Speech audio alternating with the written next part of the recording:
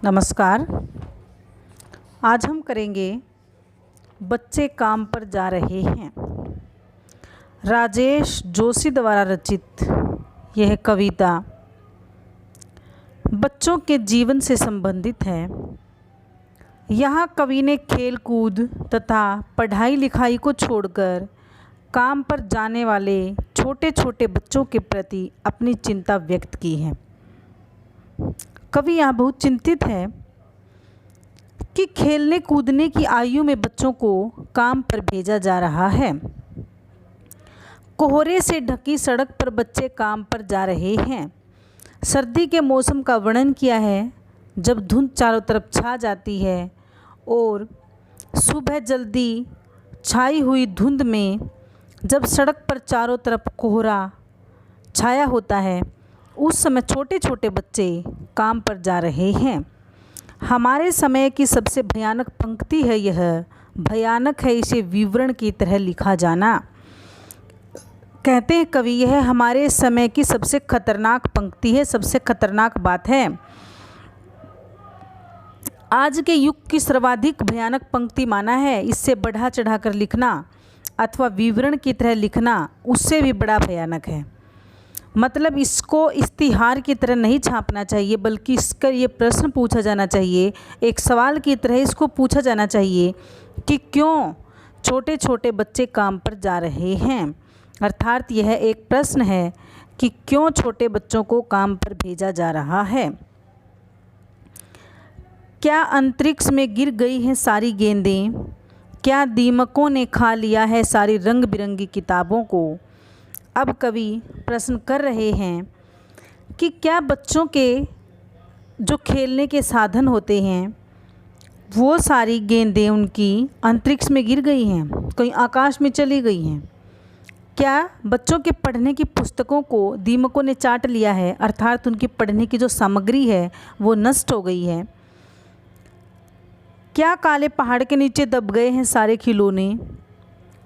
क्या बच्चों के खेलने के जो साधन होते हैं, खिलौने होते हैं, वो किसी पहाड़ के नीचे दब गए हैं जिससे बच्चों को खेलने से वंचित रखा जा रहा है? क्या किसी भूकंप में ढह गई हैं सारे मदरसों की इमारतें, स्कूलों की? मदरसे मतलब स्कूल।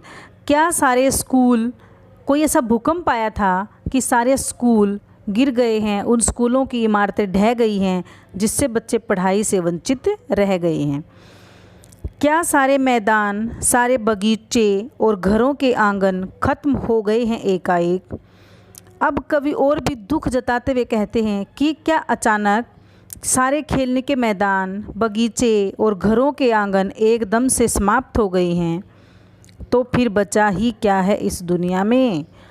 तो कवि कहते हैं, यदि ये सारी चीज़ें इस दुनिया से समाप्त हो गई हैं तो फिर इस दुनिया में क्या बचा है? अर्थात यह दुनिया ही समाप्त हो गई है, सब कुछ नष्ट हो गया है। क्योंकि यदि बच्चों के पास उनका बचपन ही नहीं है, इस संसार में कुछ भी पीछे नहीं बचा है। प्रश्न अलंकार के प्रयोग द्वारा कवि ने समाज में समस्या के प्रति जागरूकता उत्पन्न करने का प्रयास किया है, अर्थात लोगों को जागरूक करने का कार्य किया है। यहाँ कवि ने बच्चों के बचपन नष्ट हो जाने के प्रति अपनी गहरी चिंता व्यक्त की है। कवि जानना चाहता है कि बच्चों के पढ़ने के स्कूल और उनकी खेलने की वस्तुएं कहाँ चली गई हैं। कितना भयानक होता, अब कवि और भी अफसोस जताते हैं और कहते हैं, कितना भयानक होता अगर ऐसा होता कि कितना भयानक होता अगर ऐसा होता। जो ये पीछे वर्णन किया है किताबों का, पुस्तकों का, बच्चों के खेलने के मैदानों का, क्या ये सारी चीज़ें नष्ट हो गई हैं? कवि कहते हैं कितना भयानक होता यदि ये सारी चीज़ें नष्ट हो जाती। लेकिन भयानक है इससे भी ज़्यादा यह, लेकिन इससे भी खतरनाक बात यह है कि हैं सारी चीज़ें हस्ब मामूल यथावत, ज्यों की त्यों, कि सारी चीज़ें ज्यों की त्यों बनी हुई हैं। वो सारी चीज़ें, बच्चों के खेलने के मैदान, पढ़ने की किताबें, रंग बिरंगी पुस्तकें, उन बच्चों के खेलने की गेंदें, स्कूल, आंगन, मैदान सब कुछ है जो कह त्यों है। फिर भी दुनिया की हजारों सड़कों से गुजरते हुए बच्चे, बहुत छोटे छोटे बच्चे काम पर जा रहे हैं। अर्थात सारी चीज़ों के होने के बावजूद भी इस संसार के छोटे छोटे बच्चे, हजारों बच्चे सुबह सुबह काम पर जा रहे हैं। इससे भी खतरनाक बात तो यह है। अर्थात बड़े दुख की स्थिति है और कवि बड़ी चिंता व्यक्त करते हुए कहते हैं, इनमें से कुछ भी नष्ट नहीं हुआ, परंतु फिर भी संसार के हजारों छोटे छोटे बच्चे सड़कों से गुजरते हुए काम पर जा रहे हैं। वे अपने माता पिता के बोझ को कम करना चाहते हैं। अर्थात इनमें ज़्यादातर बच्चे वो होते हैं जिनके माता पिता पूरा दिन काम करके भी 2 वक्त की रोटी जुटा पाते हैं। अर्थात वो अपने बच्चों को पढ़ाई से वंचित करके उनको भी काम पे लगा लेते हैं ताकि 2 समय का भोजन अच्छे से कर सकें, और वो ये नहीं जानते कि ऐसा करके वो बच्चों का बचपन छीन रहे हैं। अर्थात वो माता पिता भी कहीं ना कहीं मजबूर हैं या गरीबी उनसे इस प्रकार के कार्य करवाती है। यहाँ कवि ने काम पर जाने वाले छोटे छोटे बच्चों के प्रति अपनी चिंता को व्यक्त किया है। पुनरुक्ति प्रकाश अलंकार का प्रयोग किया है। तत्सम तद्भव शब्दों से युक्त हिंदी भाषा का सहज प्रयोग है। अभिधा शब्द शक्ति और प्रसाद गुण के अर्थ से स्पष्टता उत्पन्न हुई है।